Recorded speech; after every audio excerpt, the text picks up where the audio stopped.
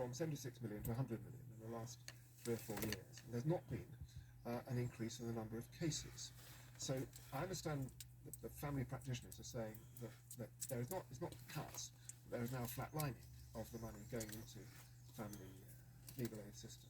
But the family barristers and solicitors, and also those who sit on the bench, have actually got to examine the way they operate and see if they can't cut down what amounts to court bureaucracy, because that's where a lot of the money is, I'm afraid, going. And everybody is now facing a situation of economy, and we can't expect the family bar to be immune from that. Does that satisfy you, Janice? Because you're worried, I think your worry is that the families then wouldn't be given the same attention or the same detail from the same skilled professional. I have been worried from the very beginning about gagging, injunctions, and I think that sneaking in that legislation, I hope you're going to tell me I'm wrong, is a rather severe form of gagging of people.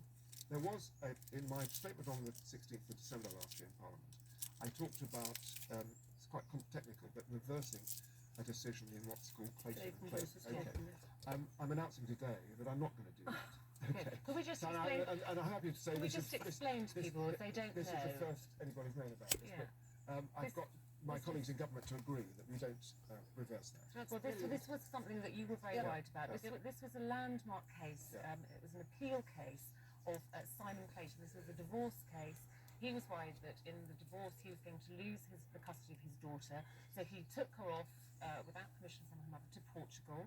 He was arrested, brought back, and he fought that case. He fought this legislation, and it was in 2006 the Court of Appeal had this landmark ruling that said his right to freedom of speech and being able to give his side of the story was greater than that of a child's privacy. So it was a very, very important and indeed a lot of the family, on this very programme and programmes like this, these families come on and they talk here because it seems to be the only recourse that they have. The media is being forced to be the Court of Appeal.